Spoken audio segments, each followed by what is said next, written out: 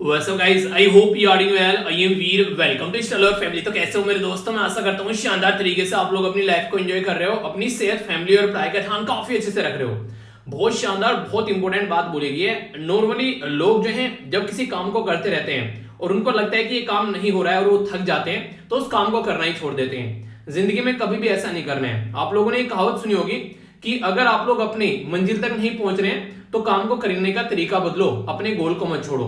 यानी कि मंजिल पर नहीं जा रहे हो तो रास्ता दूसरा देखो ना यार। ये क्वेश्चन सोल्व करना है आप लोगों को। अगर आप लोगों को उसको सोल्व करने का तरीका समझ में नहीं आ रहा है या क्वेश्चन सोल्व नहीं हो रहा है तो तरीका दूसरा बदलो ना। ये थोड़ी ना कि मतलब क्वेश्चन ही सोल्व करेंगे हम लोग, ऐसे थोड़ी ना होता है। ये तो बिल्कुल वही बात होगी, बीमार इंसान है उसका इलाज करना है, बीमारी ठीक नहीं हो रही है छोड़ दो, मरने दो उसको। अरे कोई और इलाज ढूंढोगे ना, उसका इलाज करने के लिए किसी और डॉक्टर के पास में जाओगे ना, किसी और स्पेशलिस्ट को ढूंढोगे ना। तो जिंदगी में ऐसा क्यों नहीं करते हो मेरे भाई? जब जिंदगी में लगता है कि कोई दिक्कत आ रही है तो उसका दूसरा तरीका ढूंढो, ये सॉल्यूशन होगा। अगर वो काम नहीं आ रहा तो तीसरा तरीका ढूंढो। हर एक चीज का सॉल्यूशन है धरती पर। आप लोगों को थोड़ा सा तसल्ली रखकर, सब्र रखकर बस सॉल्यूशन खोजना है। पर लेकिन हम लोग क्या होते हैं, जरा सी देर में फ्रस्ट्रेट हो जाते हैं, हैरान, परेशान। ऐसा लगता है कि बस जिंदगी लुट गई, ऐसा लगता है कि बस हमारी ही दुनिया में सबसे ज्यादा प्रॉब्लम चल रही है और किसी को प्रॉब्लम नहीं है। तो बिल्कुल भी ऐसा नहीं है। हर एक इंसान की जिंदगी में प्रॉब्लम है, यानी कि जिंदगी का दूसरा नाम ही प्रॉब्लम है। उन्हीं का सॉल्यूशन निकाल निकाल के आप लोग आगे बढ़ते हैं। जब पैदा होता है ना इंसान और फिर आगे चलकर जिसे बोलना सीखता है तो प्रॉब्लम, चलना सीखता है तो प्रॉब्लम, पढ़ना सीखता है तो प्रॉब्लम। कहां कहां प्रॉब्लम नहीं है तो बता दो एक मिनट के लिए। कोई भी नया काम करोगे वहां पर दिक्कतें आएंगी, पर लेकिन आप लोग काम करना थोड़ी ना छोड़ दोगे। तो इसलिए जिंदगी में हर एक चीज का सॉल्यूशन होता है। बस थोड़ा सा आराम ले करो। अगर लग रहा है कि बहुत ज्यादा फ्रस्ट्रेट हो गए हो, समझ नहीं आ रही चीजें, तो थोड़े दिन के लिए उस काम को छोड़ दो, ठीक है। अपने आप को रिलैक्स करो और फिर से आके काम को करना स्टार्ट करो। हाँ, अगर तुमको काम को ही करने में मजा नहीं आ रहा है कि हाँ गलती से कोई गलत काम चूज कर लिया है, तो फिर देखिए फिर तो गड़बड़ है। फिर तो कोई दूसरा काम आप लोगों को चूज करना चाहिए जिसमें आप लोग का मजा आए। तो ये बात बोलिए कि जब थक जाओ तो आराम कर लो, पर हार मत मानो। ये आप लोग अपनी जिंदगी में बीइंग ए स्टूडेंट, एक विद्यार्थी होने के नाते बहुत ही शानदार तरीके से इंप्लीमेंट कर सकते हो, ठीक है। तो कभी भी टेंशन नहीं लेना, थोड़ा अपने आप को रिलैक्स करके चीजों को आगे लेकर चलना है, ओके। तो ये थी काफी इंपॉर्टेंट बात। काफी शानदार डिस्कशन रहेगा आज का। ये काफी प्यारी दो इंपॉर्टेंट डे में आप लोगों से डिस्कस करूंगा। एक तो पाई डे या फिर इंटरनेशनल मैथमेटिक्स डे, इसी के साथ में international day of action for reverse, तो इसके बारे में भी आप लोगों से बात करूंगा और कई सारी तमाम इंपॉर्टेंट न्यूज भी आप लोगों से डिस्कस करूंगा, ठीक है। तो आइए पहले एक ओवरव्यू ले लेते हैं। टकटकी लगाकर आप लोगों को लेक्चर को देखना है काफी शानदार तरीके से, कोई भी कंफ्यूजन आप लोगों के माइंड में नहीं होना चाहिए। तो लेक्चर का ओवरव्यू दूंगा जिससे आप लोग इसके साथ में अच्छे से कनेक्ट भी कर पाएंगे, ठीक है। और इसी के साथ में एक नए सप्ताह की स्टार्ट करने वाले हो तो दिन जो है बिल्कुल शानदार तरीके से एंजॉय करना, ताकि नया दिन जब भी आता है लाइफ में तो एक नई उमंग लेकर आता है। और वो नई उमंग जो है वो एक तरीके से ऐसी होनी चाहिए कि हाँ पूरे सप्ताह आप लोग की जो जिंदगी में जोश भरा रहे, और फिर नया सप्ताह आता है तो फिर इस तरीके से कर सकते हैं। हालांकि ये काम आप लोगों को हर दिन करना चाहिए। और कैसा रहा आज का दिन आप लोगों का, ये कमेंट बॉक्स में जरूर बताया करो। देखिए लोगों को नहीं देखना है, लोग कोई बता रहे हैं नहीं बता रहे हैं, आप लोग अपने ऊपर फोकस रखिए। एक बच्चा कह रहा है सर मैं डेली बताता हूँ, कई सारे मेरी मजाक उड़ाते हैं। ऐसा मत किया करो यार। अगर कोई पर्टिकुलर रेगुलरली लिख रहा है तो देखो उसको, अप्रिशिएट करो उस चीज को थोड़ा, ठीक है। कह रहा है कि डेली, एक ने बच्चे ने लिखा होगा तो किसी ने बोल दिया आकर कि डेली अचीव कर लेते हो, बस आकर लिख देते हो। अरे ये सब जो ना, ये डिमोटिवेट करने वाले वो लोग होते हैं जिन्होंने कभी कुछ खुद करके नहीं खाया, ठीक है। तो उनको इग्नोर किया करते हैं। आप लोग अपने काम पर लगे रहो। जिस दिन सिलेक्शन होगा ना तुम इनसे सजेशन मांगने आएंगे कि यार बता दो कैसे कर लिया भाई, मेरा रह गया। तो कभी भी इनसे नहीं शर्माना है, अपने काम पर लगे रहना है, ठीक है। तो बात करेंगे यहाँ पर पाई डे के बारे में। पाई डे आप लोगों से कोई पूछ ले, इसका दूसरा नाम है international day of mathematics.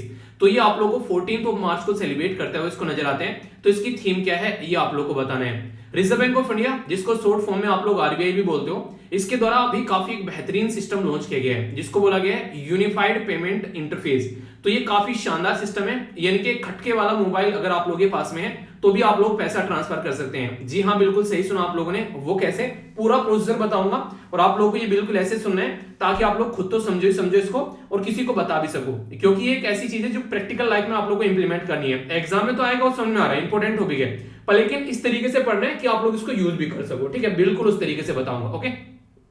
National payment corporation of India एक इनिशिएटिव है रिजर्व बैंक ऑफ इंडिया का। ये यहाँ पर मिलकर काम किया जाता है आईबीए के साथ में। आईबीए क्या है ये आप लोग को बताना है। ये सारी जो चीजें हैं पेमेंट एंड सेटलमेंट जो सिस्टम एक्ट है 2007 का, उसके हिसाब से हमारी कंट्री में काम कर रही है। इंडियन रेलवे के बारे में बहुत सारी फैक्चुअल इन्फॉर्मेशन मैं आप लोगों को बताने वाला हूं, इससे आप लोग काफी कुछ जान पाओगे। और यहाँ पर जो डायरेक्ट भी क्वेश्चन कई बार बन जाते हैं उनके बारे में भी आप लोगों से बात करूंगा। तो इंडियन रेलवे कब नेशनलाइज किया गया तो ये आप लोग को बताना है, ठीक है। इसी के साथ में यहाँ पर आप लोग को ये बताना है कि फर्स्ट वुमेन रेलवे मिनिस्टर हमारे देश में कौन थी। ये काफी इंपॉर्टेंट क्वेश्चन आप लोगों के लिए हो जाएगा।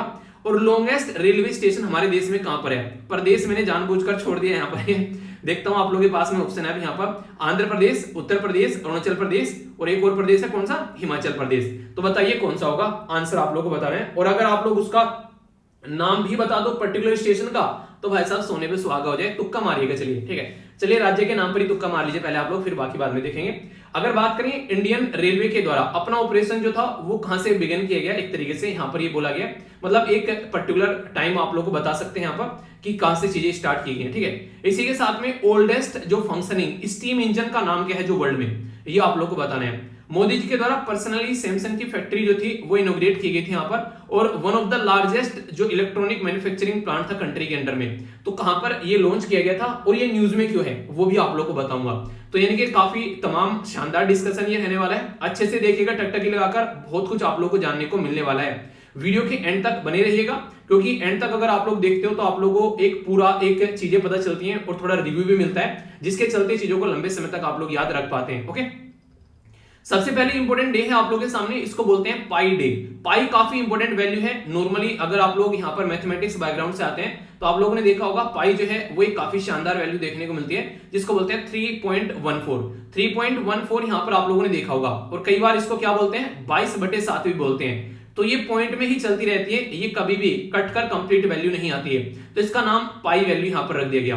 पाई डे या फिर इंटरनेशनल डे ऑफ मैथमेटिक्स ये 14 मार्च को ऑब्जर्व किया जाता है। और अब की बार की जो थीम है यहाँ पर ये है मैथमेटिक्स यूनाइट्स, इनके मैथमेटिक्स जो है वो यूनाइट करता है, और लर्न मोर ये अब की बार की थीम यहाँ पर रखी गई है।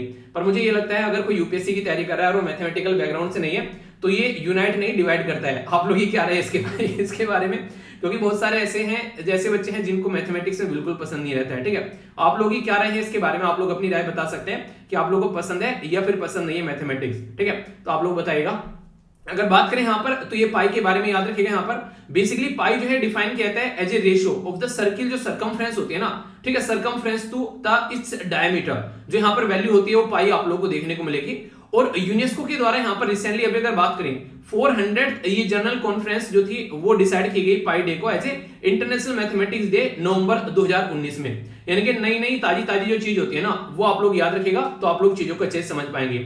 और जो यहाँ पर ये आप लोगों को मैंने बताया, जो यहाँ पर आप लोगों को दिख रहा है ना कि ये मैंने बोला भी यहाँ पर पाई को डिफाइन कैसे करते हैं, तो ये इसके क्वेश्चन भी आप लोगों से कई बार बन जाते हैं, एप्टीट्यूड वगैरह में आप लोगों से डायरेक्ट क्वेश्चन पूछे जाते हैं। तो याद रखिएगा ये डिफाइन किया जाता है कि जो सरकमफ्रेंस होती है, ठीक है, सरकमफ्रेंस मतलब परिधि जिसको बोलते हैं हिंदी में आप लोग, ठीक है। और यहां पर आप लोग को देखने को मिलेगा इट्स डायमीटर, तो डायमीटर यानी कि जो त्रिज्या होती है, ठीक है, जो एक तरीके से उसका जो डबल होता है उसको डायमीटर बोलते हैं, कि रेडियस का जो डबल होता है। तो ये बात बोली गई। तो यहाँ पर आप लोग के सामने पूरा फॉर्मूला ये दिखा भी रहा है, जो आप लोग के सामने पिक्चर चला है। तो यहाँ पर आप लोग देख सकते हैं ये बोला गया सरकमफ्रेंस बटे यहाँ पर क्या हो गया डायमीटर, तो यानी कि सरकमफ्रेंस होगी और बटे में डायमीटर, तो ये पूरा पाई की वैल्यू आप लोग की निकल के आ जाएगी यहाँ पर। तो ये काफी इंपॉर्टेंट है, यहाँ पर डायरेक्ट क्वेश्चन आप लोगों का बन जाता है कई बार, तो कोई भी कंफ्यूजन आप लोगों को नहीं होना चाहिए, ठीक है। और अगर कंफ्यूजन हुआ करे तो पूछ लिया करो यार, अगर मैं नहीं बता पाता हूँ कई बार मिस हो जाता है, तो आप लोग एक दूसरे को रिप्लाई कर दिया करो। देखिए इससे ही तो चीजें अच्छी चलती हैं, मतलब कि आप लोग को मिलकर काम करना है ना, तभी तो चीजें अच्छे से कर पाएंगे। तो एक टीम की तरीके से काम करिए थोड़ा सा, इससे आप लोग का भी रिवीजन हो जाएगा। अगर कोई क्वेश्चन पूछ रहा है आप लोग उसको एक्सप्लेन करते हैं। कई सारे बच्चों को देखता हूं मैं रेगुलर रिप्लाई करते हैं बहुत अच्छे से, मैं उनके कई बार देखता भी हूं। मैं रिप्लाई नहीं कर पाता हूं वो अलग बात है, पर लेकिन मैं कमेंट कई बार देखता हूं तो रिप्लाई करते हैं कई सारे बच्चे अच्छे से एक दूसरे को, तो ये काम जरूर किया करो, ठीक है। International day of action for reverse, तो नदियां जो है वो आजकल में हमारी लाइफ का पार्ट बन चुकी हैं, तो उसी के ध्यान में रखते हुए यहाँ पर रिवर्स के बारे में बात की जाती है, और इसी को ये डेडिकेट किया गया डे, जो कि 14 मार्च को सेलिब्रेट किया जाता है। तो यहाँ पर रिवर्स जो है एक तरीके से उनके प्रोटेक्शन के लिए वॉइस उठाई जाती है। अभी आप लोगों ने देखा होगा कई बार जब भी छठ पूजा आती है तो दिल्ली के अंदर जो यमुना रिवर है वो बिल्कुल इतना ज्यादा खतरनाक लेवल पे रहती है कि वहां पर जो महिलाएं जाकर छठ पूजा करती हैं ऐसा लगता है कि वो उनकी स्किन में डिजीज हो जाती होंगी, इतनी बुरी कंडीशन रहती है, इतना ज्यादा पोल्यूटेड चीजें उसमें देखने को मिलती हैं। तो कैसे उसको इंप्रूव किया जा सकता है, कैसे लोगों को एजुकेट किया जा सके ताकि जो रिवर में पोल्यूशन जा रहा है उसको सुधारा जा सके। और लोगों से ज्यादा तो मुझे लग रहा है कि जो यहाँ पर फैक्ट्री वाले हैं यहाँ पर उनको एजुकेट करना जरूरी है, क्योंकि उसमें से जो भी यहाँ पर गंदा केमिकल जो वेस्ट आता है, सड़ा हुआ जो एक केमिकल पदार्थ आता है वो नदियों में लाकर डाला जाता है, और वही नदियां फिर इस तरीके से चीजें चलती हैं, उसी में आसपास वाले एरिया में सब्जियां वगैरह उगाई जाती हैं। सोचो आप लोग दिल्ली के आसपास वाले रीजन में जो लोग रह रहे हैं वहां पर जो मैक्सिमम सब्जियां उगाई जा रही हैं वो नदियों के किनारे आसपास में वही पानी यूज किया जा रहा है जो कि वहां पर यमुना का देखने को मिलता है। उसमें कितनी सारी गंदगी रहती है, उसमें आप लोगों को देखने को मिलेगा उसमें काफी ज्यादा सीसी की क्वांटिटी, मतलब ऐसे ऐसे पदार्थ जो केमिकल वेस्ट होते हैं, अब पौधे में जाएगा तो ऐसे ही जाएगा, तो उस तरीके से समझ सकते हैं। तो वो इंसानों के अंदर भी जाता है भाई साहब डायरेक्ट घूम घाम के, तो पर लेकिन हम लोग समझते नहीं है। जब बीमारी होती है, दुनिया भर के कैंसर के मरीज आते हैं, किसी को स्किन की डिजीज हो रही है, किसी की आंखों में दिक्कत हो रही है, किसी के बाल सफेद हो रहे हैं, तो कि ये सारी चीजें निकल रही हैं क्योंकि हम लोग उल्टी सीधी कुछ ना कुछ चीजें खा रहे हैं, ठीक है। तो इसकी वजह से दिक्कतें निकल कर आती हैं। तो बोला गया लेट्स मेक ओवर वॉइस एक तरीके से ताकि उसको सुना जा सके हियर। तो बोला गया यहाँ पर रिवर्स यूनाइट अस, यानी कि जो नदियां हैं वो हम लोग को यूनाइट करती हैं। तो यहाँ पर ये इसका फोकस एरिया रखा गया है, ठीक है। तो ये इसके बारे में याद रखेगा, कुछ इंपॉर्टेंट बातें हैं जिनसे डायरेक्ट क्वेश्चन आप लोग के बन जाते हैं। देखिए माइंड में जितना ज्यादा क्लैरिटी रहेगी चीजें उतनी ही ज्यादा लंबे समय तक आप लोग याद रख पाओगे, ओके। और इसी के साथ में लेक्चर को अगर आप लोगों को पसंद आता है तो थम्स अप आप लोग दे सकते हैं, और अगर पसंद नहीं आता है तो डिसलाइक कर बता सकते हैं कि हाँ पसंद नहीं आया, और कमेंट बॉक्स में आंसर जरूर दिया करो, या फिर फीडबैक भी आप लोग दे सकते हो लेक्चर का भी। काफी इंपोर्टेंट आर्टिकल है, यहाँ पर बात करेंगे आखिर क्यों न्यूज में है, तो इंडियन एक्सप्रेस के द्वारा काफी डिटेल में कवर किया गया यूपीआई 123 पे। तो ये यूपीआई 123 पे क्या है इसके बारे में हम लोग समझेंगे, आखिर क्यों न्यूज में आ गया, काफी डिटेल में हम लोग बात करेंगे। यूपीएससी प्रीलिम्स के अंदर भी क्वेश्चन आप लोगों का बन सकता है, और जीएस पेपर 3 के अंदर भी आप लोगों से इकोनॉमी के अंदर यहाँ पर क्वेश्चन बन सकता है। देखिए नॉर्मली आप लोगों ने देखा होगा पहले ऐसे फोन चला करते थे जिनको आज के डेट में हम लोग मजाक भाषा में खटके वाला फोन बोल देते हैं, ठीक है। यही फोन थे जब स्टार्टिंग में हम लोग यूज किया करते थे, फिर आगे टच स्क्रीन आ गया कंप्लीटली, तो वो एक अलग पैटर्न हो गया। पर लेकिन आज की डेट में भी बहुत सारे लोग ऐसे हैं देश के अंदर में, लगभग यहाँ पर बोला गया 40 करोड़ ऐसे फोन यूज हो रहे हैं आज के डेट में देश के अंदर जिनको फीचर्ड फोन हम लोग बोलते हैं, यानी कि टच स्क्रीन फोन यहाँ पर नहीं है, फीचर्ड फोन की कैटेगरी में यहाँ पर आते हैं, तो इनको यूज किया जा रहा है। तो जो लोग यहाँ पर इनको यूज कर रहे हैं, जो कि प्रॉपर वे में अगर बात करें, कई बार इंटरनेट भी इनके अंदर यूज हम लोग नहीं एक तरीके से यूज कर पाते हैं। हालांकि कई सारे ऐसे फोन आ रहे हैं जिनमें इंटरनेट यूज कर पा रहे हैं, पर लेकिन कुछ ऐसे जिनमें इंटरनेट यूज नहीं कर पा रहे हैं, तो उनको भी अगर हम लोग को ये सर्विस प्रोवाइड करानी है ताकि वो पैसे को एक इंसान से दूसरे इंसान में ट्रांसफर कर सके, तो उसका तरीका खोजा गया है यहाँ पर अभी आरबीआई के द्वारा। तो ये काफी इंपॉर्टेंट है। तो एक तरीके से फाइनेंशियल इंक्लूजन आप लोग बोल सकते हैं, एक अच्छे लेवल पर करने की बात की जा रही है, यानी कि वित्तीय समावेश। जो लोग आज के डेट में इस सर्विस से वंचित थे उनको भी यहाँ पर इसमें हम लोग साथ में साझेदार करके चल रहे हैं। तो ये काफी एक इंपॉर्टेंट आप लोग यहाँ पर मुद्दा बोल सकते हैं। तो सबसे पहले तो यही पूछ लिया जाएगा कि इसका नाम क्या रखा गया है, तो यूपीआई 123 पे इसका नाम रखा गया है। रिजर्व बैंक ऑफ इंडिया के द्वारा यहाँ पर ये सर्विस लॉन्च की गई है, और यूपीआई को बोलते हैं यूनिफाइड पेमेंट इंटरफेस। तो यूनिफाइड पेमेंट इंटरफेस की जो सर्विस है जिसका नाम दिया गया यहाँ पर बेसिकली ये यूपीआई 123 पे, तो ये रिजर्व बैंक ऑफ इंडिया के द्वारा लॉन्च की गई है।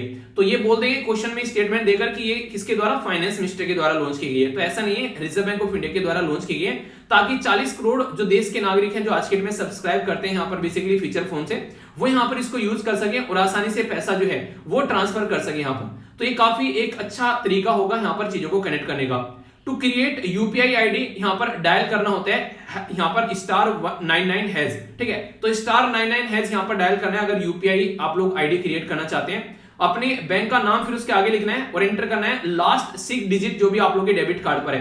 देखिए प्रोसेस समझाया गया है, यानी कि आप लोग क्या करना है, जैसे खटके वाला फोन है, जो बता रहा हूं चीजें ध्यान से सुनना। ये आप लोग आसपास में किसी भी लोगों को बता सकते हैं, जैसे घर में नहीं बुजुर्ग लोग होते हैं कई बार जिनके पास में वो फोन नहीं होता इंटरनेट वाला और इंटरनेट से उनको फ्रेज होता है, तो उनको ये बातें आप लोग बता सकते हैं। तो उसमें पहले डायल करना है *99#, ठीक है। फिर आ जाएगा यहाँ पर बैंक, तो आप लोग अपने बैंक का नाम चूज करना है, और फिर आप लोगों के पास में जो डेबिट कार्ड होता है उसके लास्ट में जो आप लोगों के लास्ट 6 डिजिट हैं उनको आप लोगों को वहां पर उसमें डालना है। और फिर यहाँ पर जो एक्सपायरी डेट लिखी होती है डेबिट कार्ड के ऊपर, ठीक है, कि कब से कब तक ये होने वाला है, तो एक्सपायरी डेट होती है यहाँ पर, वो डालनी है। और इसके बाद में आप लोगों को ये कंप्लीट हो जाएगा आप लोगों का प्रोसीजर। सेटअप करने के लिए पूछेगा फिर कि कोई उसको मिसयूज न कर सके, तो आप लोगों के लिए यहाँ पर एक पिन भी रहेगा, तो यूपीआई पिन आप लोग डाल सकते हैं। पिन कुछ ऐसा डालेगा ताकि इंसान को याद रहे, कई बार भूल जाते हैं। तो ये आप लोगों की कंप्लीट जो आईडी है वो एक्टिवेट हो जाएगी खटके वाले फोन के ऊपर ही, ये ऐसा आप लोग बोल सकते हैं। तो ये काफी अच्छा तरीका है, कैसे कैसे यहाँ पर आप लोगों को पूरा अगर ये सारा प्रोसेस समझा जाए तो आप लोग समझ सकते हैं। डायल करना है यहाँ पर एक तरीके से 08045163666, तो ये नंबर है, इसको आप लोग अपने पास में भी सेव करके रख सकते हैं। इसमें यहाँ पर आप लोगों के सामने एक मेन्यू निकल कर आएगा, उस मेन्यू के अंदर में आप लोग अपनी लैंग्वेज प्रेफर कर सकते हैं कि कौन सी लैंग्वेज आप लोग चूज करना चाहते हैं, हिंदी या फिर इंग्लिश। इसी के साथ में यहाँ पर आप लोग बैंक जो है उसको कनेक्ट कर पाएंगे यूपीआई के साथ में, तो प्रेस करना है 1, ठीक है, कंफर्म करने के लिए डिटेल, और प्रेस करना है 1 सेंड करने के लिए money by using your mobile number. तो यहाँ पर एंटर करना है, फिर आप लोगों को मोबाइल नंबर जिसका भी आप लोगों को पर्सन को सेंड करना है, फिर उसकी डिटेल को आप लोग कंफर्म करना है, एंटर करना है कितना अमाउंट आप लोग सेंड करोगे, और इसके बाद में फिर एंटर करना है अपना यूपीआई पिन, तो आप लोग का पैसा जो है वो ट्रांसफर हो जाएगा। यानी कि कहने का मतलब यहां पर यह है कि जो पहला मैंने आप लोगों को बताया, इससे तो आप लोग की आईडी क्रिएट हो जाएगी, और जैसे इस फोन पर आप लोग कांटेक्ट करेंगे तो ये फोन जो है बेसिकली ये नंबर जो है आप लोग के फोन को बैंक के साथ में कनेक्ट कर देगा। तो जैसे ही आप लोग का फोन जो है वो बैंक के साथ में कनेक्ट हो जाएगा, फिर आप लोग यहां पर लैंग्वेज चूज करने के बाद में जिस पर्टिकुलर पर्सन को पैसा सेंड करना चाहते हैं उसका मोबाइल नंबर आप लोग को डालना है और डिटेल कंफर्म कर कर अपना पिन डालना है, तो आप लोग का पैसा जो है वो ट्रांसफर हो जाएगा। तो यानी कि ये तो पूरा प्रोसीजर है कैसे इसको यूज करना है। ये बेसिकली आईडी बनाने का तरीका है। तो दोनों तरीके मैंने बता दिए कि आईडी कैसे बनानी है और पैसा सेंड कैसे करना है, तो कंफ्यूजन नहीं होना चाहिए, एक एक पॉइंट आप लोग के माइंड में क्लियर होना चाहिए। तो देखिए आप लोग क्या कर सकते हैं, जैसे आप लोग तो पढ़े लिखे आदमी हैं, अगर आप लोग लेक्चर देख रहे हैं तो इसका मतलब ये कि आप लोग चीजों को ऑनलाइन यूज कर रहे हैं, ठीक है। आप लोग एक अच्छा खासा मोबाइल यूज करें, स्क्रीन टच स्क्रीन वाला। आप लोग जानते हैं ऐप वगैरह कैसे डाउनलोड करते हैं, आप लोग इंटरनेट को बंद करना ओपन करना जान रहे हैं, आप लोग ऐप्स बहुत सारे यूज करते होंगे।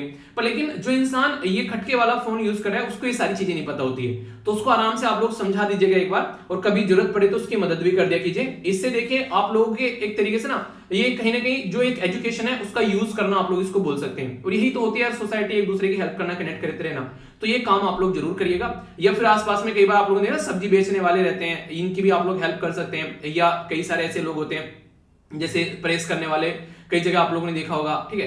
तो ये झाड़ू लगाने वाले, तो बहुत सारे लोग आप लोग हेल्प कर सकते हैं। तो इस तरीके से आप लोग देखिएगा।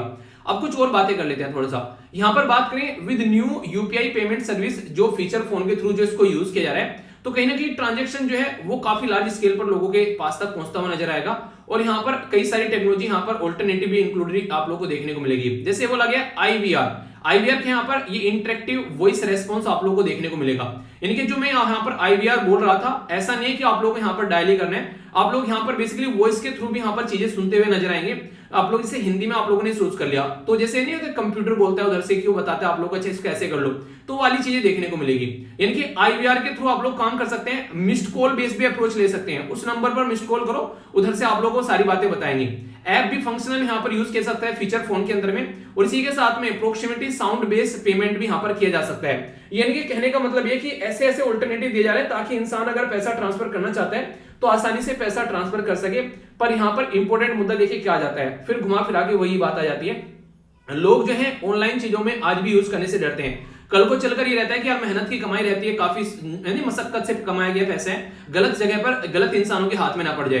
तो इसलिए आप लोगों को थोड़ी सी उनकी हेल्प करनी है। पता चला गलत इंसान को इसका मिसयूज कर रहा है और यहाँ पर पैसा जाना कहीं और था और कहीं और पहुंचा दिया, तो बहुत सारी ऐसे फालतू की हरकतें भी करते हुए नजर आएंगे। जहां भी कहीं सीधा सा इंसान देखता है तो इंसान ऐसी हरकतें करने से कभी पीछे नहीं हटता है। तो वो वाली चीजें आप लोगों को जरूर ध्यान रखनी है थोड़ी सी। तो एक जागरूक नागरिक होने के नाते ये आप लोग की एक तरीके से यहाँ पर ये सपोर्ट आप लोगों को देना है। तो यूजर जो है वो इनिशिएट कर सकते हैं पेमेंट, फैमिली फ्रेंड्स, या फिर एक तरीके से रिचार्ज कर सकते हैं फास्टैग, इसी के साथ में अपनी जो यूटिलिटी बिल है, अपना जो भी इलेक्ट्रिसिटी वगैरह, मोबाइल बिल, ये सारी चीजें आप लोग इनको, या फिर बैंक अकाउंट भी आप लोग यहाँ पर चेक कर सकते हैं कि कितना बैलेंस है उसके अंदर में। तो ये सारी चीजें, तो कस्टमर जो है यहाँ पर लिंक करेगा बैंक अकाउंट और सेट करेगा अपना यूपीआई पिन, तो अपना पिन डालकर यहाँ पर सारी चीजें आप लोग जान पाएंगे। और पिन कुछ ऐसा डाल सकते हैं जैसे कि कोई बच्चे की डेट ऑफ बर्थ हो गई, ठीक है, अपनी डेट ऑफ बर्थ हो गई, या फिर कोई भी इस तरीके से जो लोग जो है ज्यादा गेस न कर पाए, ठीक है, एक तरीके थोड़ा डिफरेंट जो भी आप लोग को लगे, ताकि आप लोग को याद भी रहे और आप लोग उसको यूज भी कर पाए और भूले भी ना, वरना फिर आप लोग परेशान होते फिरेंगे। अच्छा, बात करें अगर कल को चलकर कोई दिक्कत आ गई सेट करने में और फिर भी कोई मतलब चीजें हो नहीं पा रही है, तो उसके चलते हम लोग को क्या करना है, तो उसके चलते समाधान आप लोग को बता देता हूं। 24/7 यहाँ पर एक हेल्पलाइन नंबर आप लोग को देखने को मिलेगा, जो कि यहाँ पर 14431, इनको नोट कर लीजिएगा, 1800891333। तो ये हेल्पलाइन नंबर आप लोगों को देखने को मिलेंगे, जहां पर अगर आप लोगों को लगता है कि आप लोगों को दिक्कत हो रही है तो यहाँ पर डायरेक्ट कांटेक्ट कर आप लोग अपनी समस्या का समाधान पा सकते हैं यहाँ पर।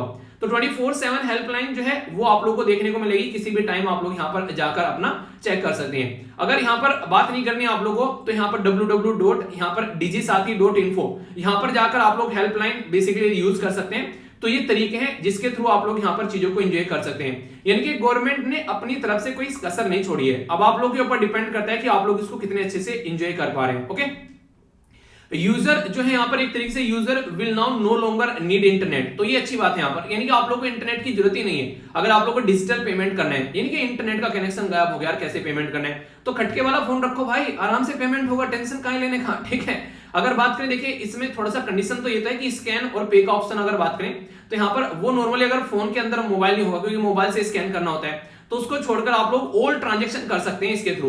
यानी कि स्कैन वाला तो होगा नहीं, अगर कोई ऐसा फोन है खटके वाला भी है और उसमें मोबाइल भी है तो फिर तो स्कैन का काम हो जाएगा, क्योंकि मोबाइल फोन में बेसिकली कैमरे की जरूरत पड़ेगी स्कैन करने के लिए। तो ये है बेसिकली, वरना सारे जितने भी ट्रांजैक्शन आप लोग यहां पर कर पाएंगे यूपीआई 123 पे के थ्रू।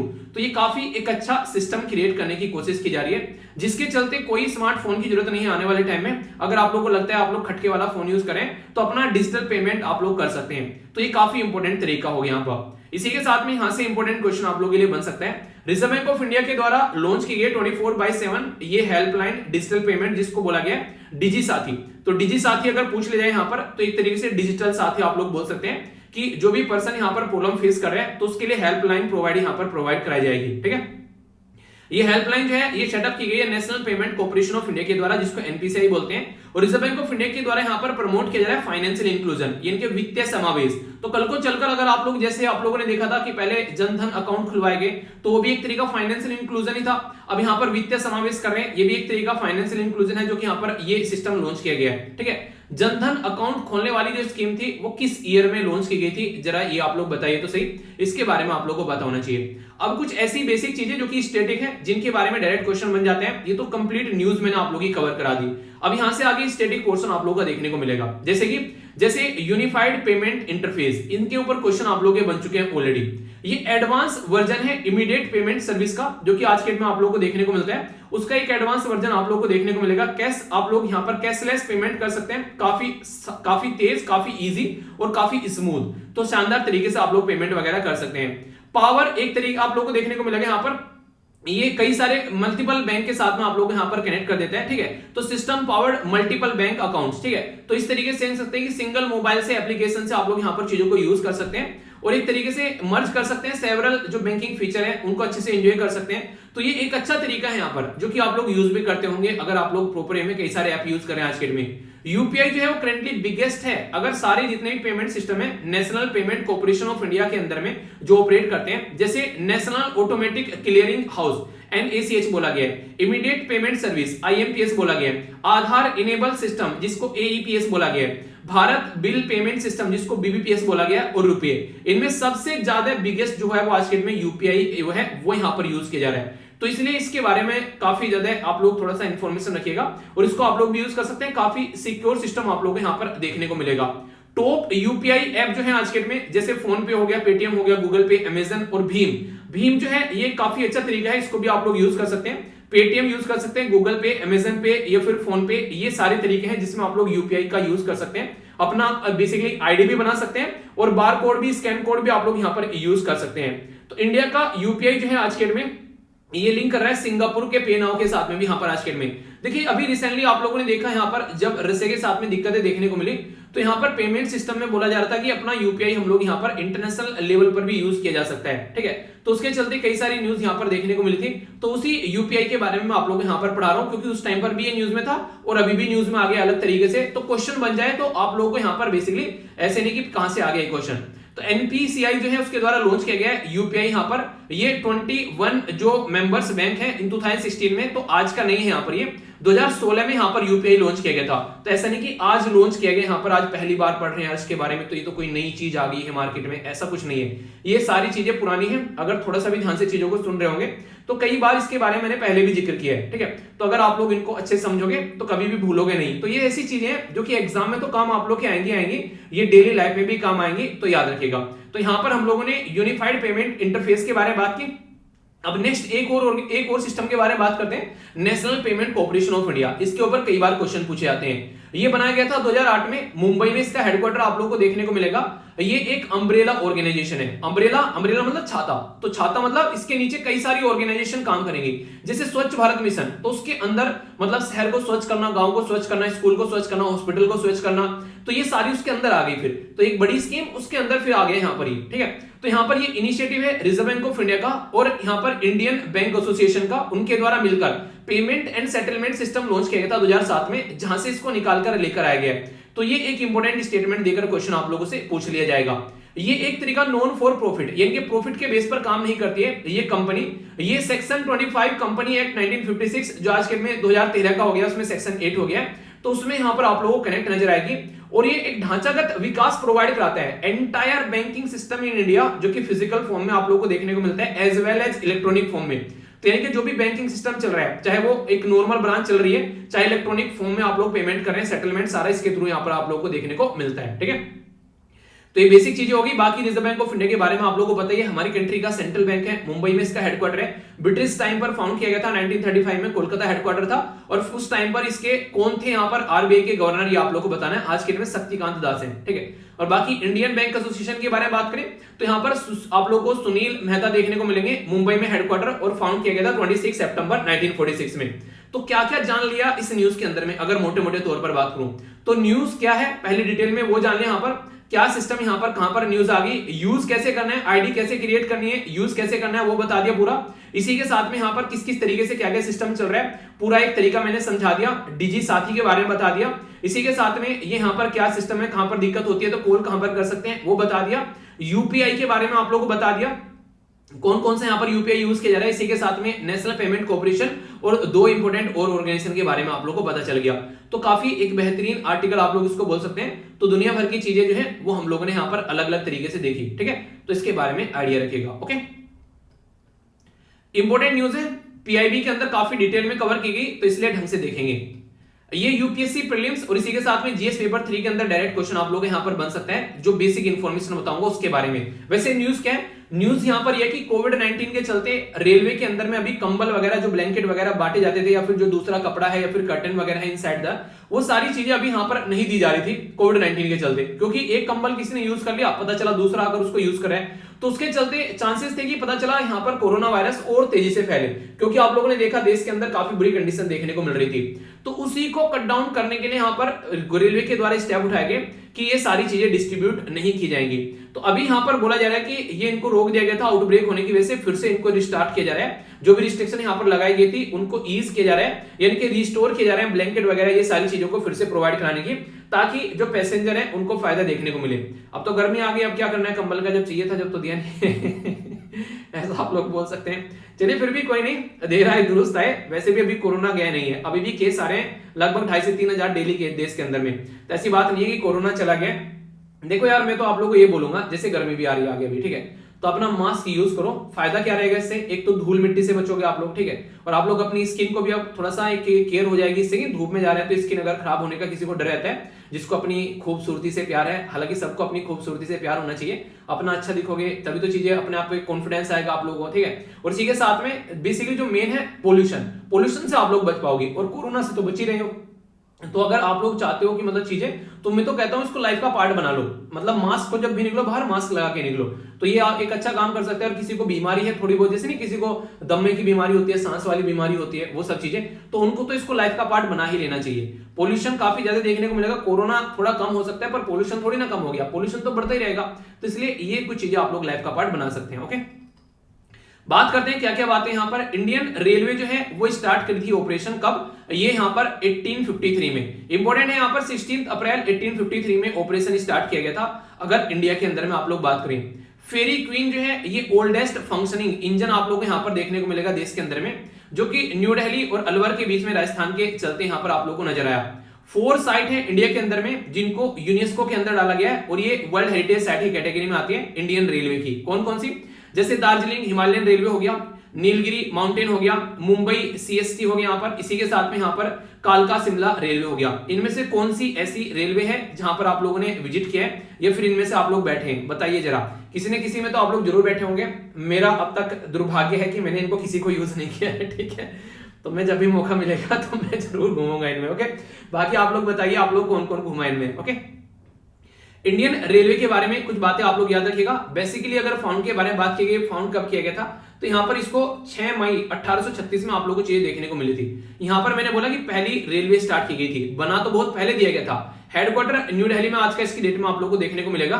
हाँ, कंफ्यूज मत हो जाना आप लोग, यहाँ पे ये बेसिकली बोला गया फेरी क्वीन जो है वो ओल्डेस्ट फंक्शनिंग स्टीम इंजन है वर्ल्ड का, यानी कि फंक्शन कर रहा है, फंक्शनिंग के बारे में बात की जा रही है। वैसे इंडियन रेलवे के द्वारा 16 अप्रैल 1853 में जो यहाँ पर चला था पहली बार हमारे देश में ट्रेन, वो बॉम्बे से लेके थाने के बीच में चला था। वो कंफ्यूजन में मत आ जाना आप लोग, पता चला इसको उल्टा सीधा बोले और फिर बोलोगे अरे यार क्वेश्चन गलत करवा दिया सर ने। ऐसा नहीं है भाई साहब, मेरे ऊपर लांछन मत लगाइयो, ठीक है। तो इस तरीके से थोड़ा सा चीजों को क्लियर कर लिया कीजिए, ठीक है। तो चीजों को ध्यान से सुना करो, कहीं की कहीं जोड़ के बैठ जाओगे अभी। ओके, आगे चलते हैं। आगे बात की जा रही है, इंडियन रेलवे जो है वो नेशनलाइज किया गया था 1951 में, ठीक है। और इसमें इंटरेस्टिंग कुछ फैक्ट मैं आप लोगों को बताने वाला हूं, जैसे कि टॉयलेट सबसे पहले कब इंट्रोड्यूस किया गया, तो 1909 में टॉयलेट की फैसिलिटी इंट्रोड्यूस की गई। उससे पहले टॉयलेट की फैसिलिटी नहीं हुआ करती थी, तो ये काफी बड़ी बात है। और कंप्यूटराइज जो सिस्टम है यहाँ पर, ये 1986 यानी कि 1986 में इसके अंदर ऐड किया गया। इंडियन रेलवे जो है वर्ल्ड में सेकंड लार्जेस्ट नेटवर्क और ऑपरेट करता है, और सिंगल एडमिनिस्ट्रेशन के तहत यहाँ पर एशिया में लार्जेस्ट आप लोगों को देखने को मिलेगा। ये काफी इंपॉर्टेंट क्वेश्चन बन सकता है। गोरखपुर जो कि उत्तर प्रदेश के अंदर है, रेलवे स्टेशन यहाँ पर, ये कंट्री का सबसे लॉन्गेस्ट रेलवे स्टेशन है यहाँ पर ये, ठीक है। अगर गोरखपुर में से आप लोग बेसिकली लेक्चर को सुन रहे हैं तो आप लोग इसकी बेसिकली लेंथ बताइए, ठीक है। देखता हूं किस किसने यहाँ पर बेसिकली कौन कौन लेंथ बताता है। तो इसी के साथ में बेसिकली एक एक्सप्रेस है जिसका नाम है विवेक एक्सप्रेस, तो ये काफी इंपॉर्टेंट क्वेश्चन है आप लोगों के लिए। ये डिब्रूगढ़ आसाम से लेकर कन्याकुमारी यानी कि तमिलनाडु की साइड में यहाँ पर 4286 यानी कि 4286 किलोमीटर की डिस्टेंस इसके द्वारा तय की गई।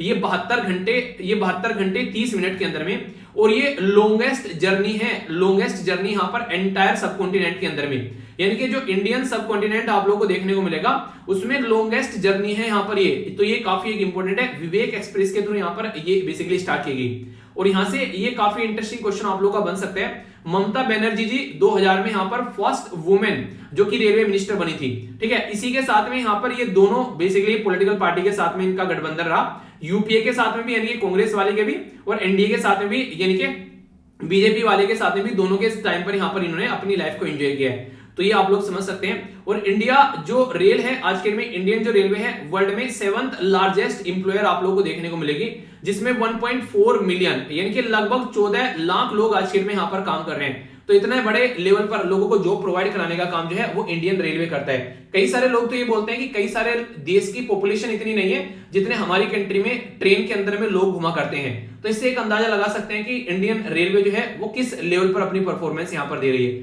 ठीक है। तो कोई कंफ्यूजन आप लोगों को नहीं होना है। तो ये बेसिक कुछ चीजें थी यार, इनसे कई बार आप लोगों ने फैक्चुअल क्वेश्चन देखे होंगे। फैक्चुअल क्वेश्चन के ये सारे क्वेश्चन ही तो हैं जो आप लोगों से एग्जाम में कई बार पूछे आ चुके हैं। तो ये बेसिक चीजें इसलिए एक्स्ट्रा ऐड कर दी क्योंकि कई बार छोटे छोटे क्वेश्चन बन जाते हैं, तो कंफ्यूजन आप लोगों को नहीं होना चाहिए। ओके, इंपॉर्टेंट न्यूज है यहाँ पर डब्ल्यूएचओ के बारे में बात की जा रही है। हमारी कंट्री के अंदर में यहाँ पर डब्ल्यूएचओ के साथ मिलकर जामनगर के अंदर में यहाँ पर मेडिसिन, खासकर ट्रेडिशनल मेडिसिन का स्टार्ट किया जा रहा है। तो ये एक और इंटरनेशनल लेवल पर रिकॉग्निशन है हमारे देश के अंदर में, ऐसा आप लोग बोल सकते हैं। यूपीएससी प्रीलिम्स और जीएस पेपर 2 में हेल्थ के अंदर आप लोगों को यहाँ पर ये मुद्दा जो है वो इंपॉर्टेंट होता हुआ नजर आएगा। समझेंगे आखिर पूरा मुद्दा क्या है। हमारी कंट्री में यूनियन कैबिनेट, जब भी कैबिनेट बोलता हूं तो इसका मतलब आप लोग समझेंगे गवर्नमेंट। तो गवर्नमेंट के द्वारा यहाँ पर वर्ल्ड हेल्थ ऑर्गेनाइजेशन के साथ में मिलकर ये सेंटर फॉर जो ट्रेडिशनल मेडिसिन, ट्रेडिशनल मतलब जो हमारी जो पुरानी दवाइयां, पुरानी मतलब एक तरीके से जो हमारी जो कल्चरल जो चीजें हम लोग फॉलो करते हुए आ रहे हैं उसके बारे में बोल सकते हैं। तो वो मेडिसिन जो है यहाँ पर उनको यूज किया जाएगा, स्टेब्लिश किया जा रहा है ताकि अप्रूव किया गया, ताकि आने वाले टाइम में उनको यूज किया जा सके जामनगर गुजरात के अंदर में। तो आयुष सिस्टम को यूज करने की बात की जा रही है ग्लोबल लेवल पर, ऐसा आप लोग मोटे मोटे तौर पर बोल सकते हैं। यानी कि हमारा आयुष सिस्टम जो है वो इंटरनेशनलाइज किया जा रहा है, ऐसा आप लोग यहां पर बोल सकते हैं सीधे सीधे शब्दों में। तो है ना इंपॉर्टेंट बात। अगर एग्रीमेंट के बारे में बात करें तो गवर्नमेंट ऑफ इंडिया के द्वारा साइन किया गया यहाँ पर वर्ल्ड लेवल पर, यहाँ पर ताकि इंटरनेशनलाइज हम लोग इसको कर सकें। क्या क्या स्टैंडर्ड है, क्या क्या गाइडलाइन है, क्या क्या टेक्निकलिटीज है, क्या क्या टूल, क्या क्या यहाँ पर मेथोडोलॉजी यानी कि क्या क्या मेथड यूज करेंगे, तो वो सारी चीजें डिसाइड की जाएगी यहाँ पर। उसके बेस पर चीजें जो है वो आगे बढ़ती हुई आप लोग को नजर आएंगी। तो ये बेसिक एक न्यूज होगी। अब यहाँ पर कई सारी बातें मैं आप लोग को बताऊंगा जिनको ध्यान से सुनना है। सबसे पहले तो यहाँ पर डब्ल्यूएचओ जो है यहाँ पर वो क्या कर रहे हैं, मिलकर काम कर रहे हैं यहाँ पर। एक तरीके से जीसीटीएम स्टैब्लिश किए जा रहे हैं यहाँ पर, किसके द्वारा, ये मिनिस्ट्री ऑफ आयुष के द्वारा, ठीक है। कंफ्यूज मत होना, जीसीटीएम के यहाँ पर global centre for traditional medicine. तो ये आप लोगों को देखने को मिलेंगे। आयुष जो मंत्रालय है यहाँ पर वो यहाँ पर काम कर रहे हैं। आयुष की भी फुल फॉर्म होती है वैसे देखा जाए तो, कंफ्यूजन आप लोगों को नहीं होना चाहिए। आयुष क्या होता है यहाँ पर, आयुर्वेदा, यूनानी, आयुर्वेदा, योगा, नेचुरोपैथी, यूनानी सिद्धा, सोवा, रिगपा और होम्योपैथी। तो ये आयुर्वेदा की फुल फॉर्म आप लोगों को देखने को मिलती है। First and the only global जो यहाँ पर आउटपोस्ट सेंटर आप लोगों को देखने को मिल रहा है ट्रेडिशनल मेडिसिन का, और वो भी वर्ल्ड हेल्थ ऑर्गेनाइजेशन सपोर्ट कर रही है। तो ये अपने ही आप में काफी बड़ी बात आप लोग बोल सकते हैं। तो ये जो मूव है आयुष सिस्टम को ये ग्लोबल लेवल पर लेकर चल रहा है, यानी कि हम लोग अपने आयुष सिस्टम को अब इंडिया के लिए नहीं बस ओनली, आप लोग इसको इंटरनेशनल लेवल पर भी इसके बारे में समझते हुए नजर आएंगे कि हाँ ऐसा एक सिस्टम है जो कि ग्लोबल लेवल पर यूज किया जा रहा है। तो ये आयुष सिस्टम आप लोगों को यहाँ पर देखने को मिलेगा। तो इसके बारे में आप लोग समझ सकते हैं। तो ये प्रोवाइड करा रहा है leadership on global health matters, यानी कि ग्लोबल लेवल के जो भी हेल्थ से रिलेटेड मैटर है उसमें लीडरशिप प्रोवाइड कराएगा, यानी कि हेल्थ के मैटर पर हम लोग इंटरनेशनल लेवल पर काम करते हुए नजर आएंगे। और इसी के साथ में इंश्योर करेगा क्वालिटी, सेफ्टी और एफिकेसी, यानी कि सही लेवल पर चीजें प्रोवाइड करानी है, ऐसा नहीं कि कुछ भी चल रहा है, यानी क्वालिटी होनी चाहिए भाई साहब। अगर मार्केट में यहाँ पर चीजें आप लोगों को प्रोवाइड करानी है, वरना कंपटीशन इतना तगड़ा है, आप लोग क्वालिटी नहीं प्रोवाइड कराओगे तो दूसरी जो कंपनी है वो अपनी दवाइयां बेचती हुई नजर आएंगी। तो क्वालिटी पर फोकस देना ही देना पड़ेगा। एक्सेसिबिलिटी और एक तरीके से रेशनल यूज होना चाहिए ट्रेडिशनल मेडिसिन का। देखिए 2-3 चीजें आप लोग याद रखिएगा, किसी भी चीज के बारे में कुछ लिखने के लिए आ जाए ना, सबसे पहली बात जो होती है वो होती है अवेलेबल, सबसे पहली बात होती है एक्सेसिबिलिटी, ठीक है, यानी कि आप लोगों की रीच में वो है। अवेलेबिलिटी, आप लोगों के एरिया में वो अवेलेबल है। और अफोर्डेबिलिटी, तो यानी कि A3 आप लोग कहीं पर भी यूज कर सकते हैं, आप लोग किसी भी चीज में इसको यूज कर सकते हैं, खाने के मामले में, ठीक है, मेडिसिन के मामले में, या फिर जो भी आप लोगों को प्रोडक्ट चाहिए उसके मामले में, कि ये 3 पॉइंट आप लोग यहाँ पर लिख सकते हैं जब आप लोग इसके बारे में लिखना हो कि यार वो एक तो एक्सेसिबल होना चाहिए, ठीक है, अवेलेबल होना चाहिए देश के अंदर में, देश में अवेलेबल हो गया, ठीक है, पर लेकिन हमारे एरिया में है ये, तो हमारे एरिया में होना चाहिए एक्सेसिबल, ताकि हम लोग उसको ले सकें। चलो हमारे एरिया में मिल गया, पता चला महंगा इतना हम लोग ले नहीं पा रहे हैं, तो कैसे काम चलेगा? तो अवेलेबल, एक्सेसिबल और इसी के साथ में अफोर्डेबल, ये सारी चीजें जब एक साथ में आ जाएंगी तो फिर सारी जो चीजें हैं वो एक पैटर्न में आप लोगों को होती नजर आएंगी, तो कोई कंफ्यूजन फिर आप लोगों को नहीं होगा, ठीक है। तो ये बातें, इसी के साथ में अगर बात करें, स्पेसिफिक कैपेसिटी बिल्डिंग आप लोग करनी पड़ेगी, ट्रेनिंग प्रोग्राम आप लोगों को चलाने पड़ेंगे, तब चलकर यहां पर चीजें जो हैं वो सही लेवल पर पहुंचेगी। ज्वाइंट टास्क फोर्स के बारे में बात की जा रही है, ताकि कॉन्स्टिट्यूट की जाए यहां पर कोऑर्डिनेट करने के लिए। वो नहीं कहते कल को चलकर मान लीजिए हम लोग बोले कि यार अलग अलग राज्य में जाकर हम लोग को पढ़ाना है, एसएलवी की एक टीम बनाएंगे और अलग अलग राज्य में जो स्कूल है वहां पर उनको बेसिकली झुग्गी झोपड़ी में रिक्शा वाले जो बच्चे हैं, रिक्शा वाले के बच्चे हैं, या फिर कोई गरीब तबका है सोसाइटी में, उसको हम लोग को पढ़ाना है। तो ऐसा नहीं कि कोई कहीं भी कुछ भी करता रहेगा, कोई कोऑर्डिनेट तो करेगा ना बीच में, कि हाँ यार यहाँ से यहाँ पर ये काम चल रहा है, वो पता चलता रहेगा, चाहे यहाँ पर ये चीजें हो रही हैं। तो एक तरीके से सेंटर होना चाहिए कहीं पर, जहां से आप लोग बोलते हैं हब एंड स्पोक मेथड, यानी कि जैसे साइकिल का पहिया होता है, तो यहाँ पर ये बीच में रहता है, बाकी तिल्लियां जुड़ी रहती हैं ऐसे। तो यहाँ पर कोई पर्टिकुलर एक सेंटर होगा जहां से सारी तिल्लियां जुड़ी रहेंगी, ऐसा आप लोग समझ सकते हैं। जेटीएफ जो है यहाँ पर ये कंप्राइज करता है representative from government permanent missionary of India, ये जेनेवा और इसी के साथ में वर्ल्ड हेल्थ ऑर्गेनाइजेशन, तो ये सब मिलकर यहां पर काम कर रहे हैं। इंटरिम ऑफिस जो है यहां पर इसका बेसिकली आप लोगों को देखने को मिलेगा कहां पर, ये जामनगर गुजरात के अंदर में, जो कि आइडेंटिफाई करेगा टेक्निकल जो भी चीजें हैं उनको आगे लेकर चला जाएगा, ताकि चीजों को फंक्शनल किया जा सके। तो यानी कि एक पैटर्न में चीजें चलती हुई आप लोग को नजर आएगी। तो ये तो सारी बातें बता दी, अब थोड़ा सा स्टैटिक चीजें में देख लेते हैं ऑर्गेनाइजेशन के बारे में। ये क्या है? वर्ल्ड हेल्थ ऑर्गेनाइजेशन, काफी इंपॉर्टेंट बॉडी है, यूनाइटेड नेशन के अंदर आती है। ये एक यूनाइटेड नेशन की स्पेशलाइज एजेंसी है जो कि हेल्थ के बारे में बात करती है। अभी कोविड-19 के टाइम पर काफी बड़ा रोल प्ले किया गया इसके द्वारा, चीजों को अवेयर कराने के लिए, दवाइयां लोगों तक पहुंचाने के लिए, बहुत सारे मुद्दे अभी आप लोगों को देखने को मिले। 1948 में इसको क्रिएट किया गया था और आज के डेट में 194 मेंबर आप लोगों को देखने को मिलेंगे। 7 अप्रैल मैंने पढ़ाया भी था पहले भी साल भी, और अब की बार भी पढ़ाऊंगा जब ये आएगा, वर्ल्ड हेल्थ डे के रूप में सेलिब्रेट किया जा रहा है यहाँ पर 1948 में, ठीक है। तो ये आप लोगों को देखने को मिलेगा यहाँ पर। इसी के साथ में 150 कंट्रीज के करीब ऑफिस देखने को मिलेंगे, 6 रीजनल ऑफिस भी है इनमें, और जो 6 रीजनल ऑफिस बोला है उसमें अपने देश का नाम भी है। तो ये गर्व की बात है कि रीजनल ऑफिस में साउथ ईस्ट एशिया के अंदर में हमारे देश में न्यू दिल्ली में इसका रीजनल ऑफिस आप लोगों को देखने को मिलता है। कई सारे लीडरशिप ये इसके द्वारा प्रोवाइड कराई जाती है, जैसे कि global health matters, shaping the health research agenda, setting norms and standard इसके लिए। इसी के साथ में यहाँ पर एक तरीके से एविडेंस बेस्ड पॉलिसी बनानी है, क्या क्या लेके चलनी है, टेक्निकल सपोर्ट प्रोवाइड करानी है, क्या क्या रिसर्च करनी है, क्या क्या यहाँ पर एक तरीके से मॉनिटर करना है, क्या क्या चीजें चल रही हैं, क्या क्या ट्रेंड चल रहा है, उसके बारे में जानना है। तो इंडिया जो है यहाँ पर 12 जनवरी 1948 में यहाँ पर बेसिकली इसका पार्ट बना, ठीक है। तो ये याद रखेगा, एक सेकेंड, तो याद रखेंगे यहाँ पर। देखिए यहाँ पर बेसिकली ये आप लोग समझ सकते हैं, कंफ्यूजन आप लोगों को नहीं होना चाहिए। ये यानी कि जब बनाया गया इंडिया, तब से इसका पार्ट आप लोगों को देखने को मिल रहा है, ठीक है। तो ये बेसिक चीज है आप लोगों के सामने, ओके। तो ये याद रखेगा। आखिर अगर बात करें आयुष सिस्टम के बारे में, तो आयुष जो है यहाँ पर आयुर्वेदा, योगा, नेचुरोपैथी, यूनानी, सिद्धा और होम्योपैथी आप लोगों को देखने को मिलेगी।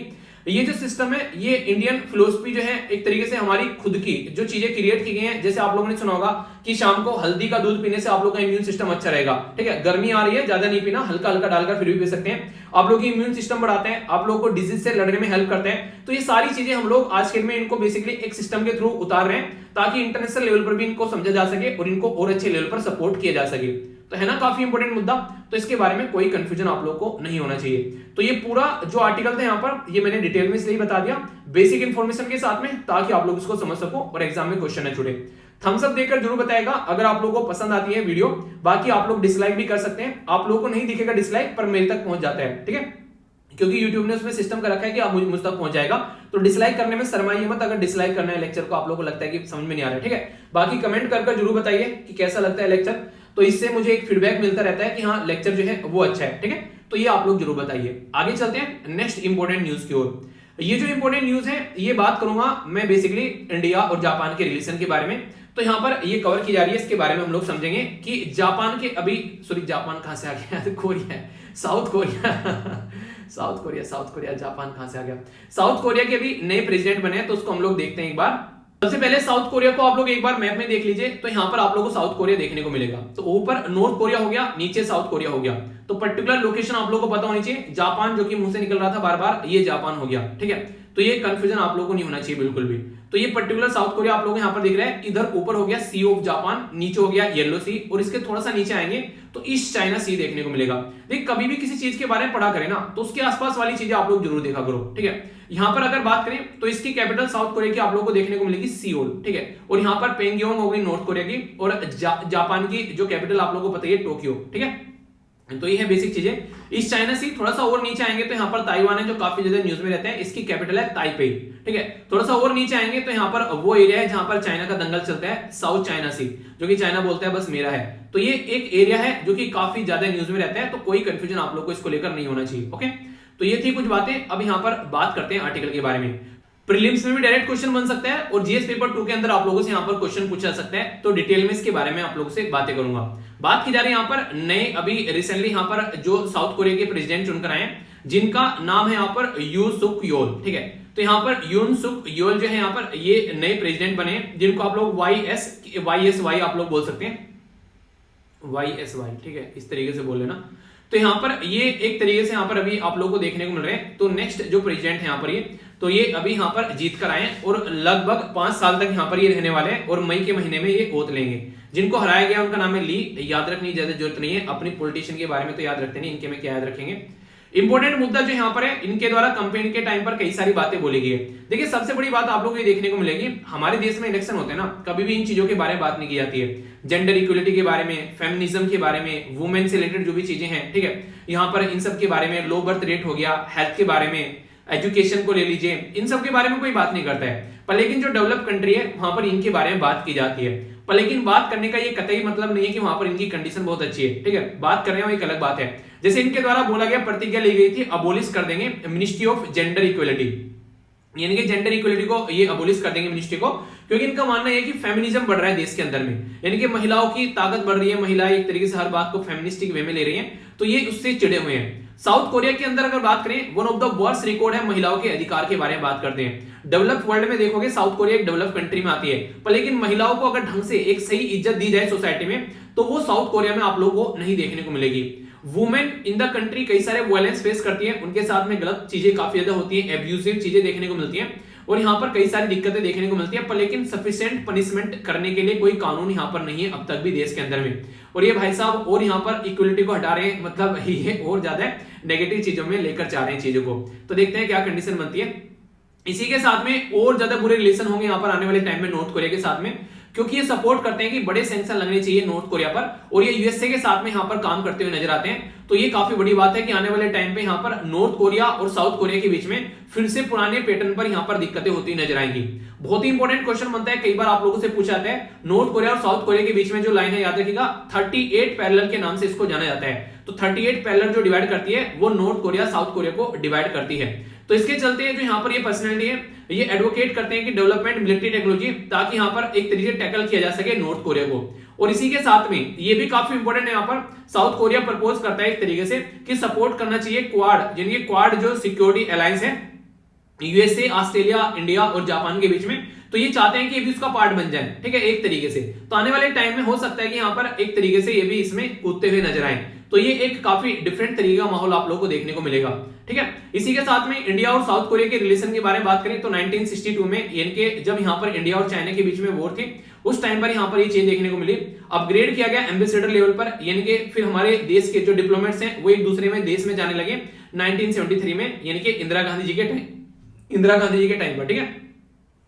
इसी के साथ में यहाँ पर अगर बात करें इकोनॉमिक जो लिबरलाइजेशन हुआ यहाँ पर हमारी कंट्री में, लुकइस्ट पॉलिसी आई पहली गवर्नमेंट के द्वारा, फिर यहाँ पर एक्टिस्ट पॉलिसी निकल कर आई, तो सारी चीजें आप लोगों को आगे देखने को मिली। प्राइम मिनिस्टर मोदी जी के द्वारा विजिट किया गया ROK मतलब रिपब्लिक ऑफ कोरिया। जब शब्द लिखा मिले रिपब्लिक ऑफ कोरिया तो ये सिर्फ साउथ कोरिया के लिए होता है, ये नॉर्थ कोरिया के लिए नहीं है, क्योंकि नॉर्थ कोरिया में डिक्टेटरशिप चलती है, तो ये याद रखिएगा। 2015 में यहाँ पर जिसके चलते स्पेशल स्ट्रेटेजिक पार्टनरशिप हो गई हमारी साउथ कोरिया के साथ में, ठीक है। और कोऑपरेशन जो है यहाँ पर ये इंडियन ओशन रीजन के अंदर भी मिलकर बेसिकली काम करने के लिए तैयार है। मोदी जी के द्वारा पर्सनली सैमसंग फैक्ट्री जो है यहाँ पर इनोग्रेट की गई, जो कि काफी बड़ा प्लांट था यहाँ पर नोएडा के अंदर में। ये one of the largest electronic manufacturing plant हमारे देश में लगाया गया। सिविल न्यूक्लियर कोऑपरेशन में एग्रीमेंट किया गया 2011 में। सैमसंग, LG, ये हुंडई या फिर यहाँ पर जो किया, ये सारी आप लोगों को कंपनी देखने को मिलेगी जो कि इन्वेस्ट कर रही है 5 बिलियन के करीब इंडिया के अंदर में। तो ये सारी बड़ी बड़ी कंपनी जो है ये साउथ कोरिया की ही आप लोगों को देखने को मिलती है। इंडिया जो है यहाँ पर अगर बात करें एक तरीके से डेफिशिएंट है प्रोड्यूस करने में टेक्नोलॉजी, तो साउथ कोरिया की टेक्नोलॉजी यहाँ पर रोल प्ले कर सकती है। गुड्स और सर्विसेज के मामले में भी हम लोग जो है यहाँ पर बेसिकली मिलकर काम कर सकते हैं, क्योंकि कई सारी चीजें हमारे देश में सही से देखने को नहीं मिलती है। तो ये सारी बातें यहाँ पर इसके बारे में आप लोग एक तरीके से आइडिया रखेगा। तो बेसिक चीजें कंफ्यूजन आप लोगों के माइंड में इसको लेकर नहीं होना चाहिए, इसलिए इस तरीके से आप लोग यहाँ पर बताइए। बाकी यहाँ पर मैप वगैरह लोकेशन वगैरह आप लोगों से पूछ ली जाती है, तो वो आप लोगों को पता ही होना चाहिए, ठीक है। तो ये थी इसके बारे में बेसिक इन्फॉर्मेशन।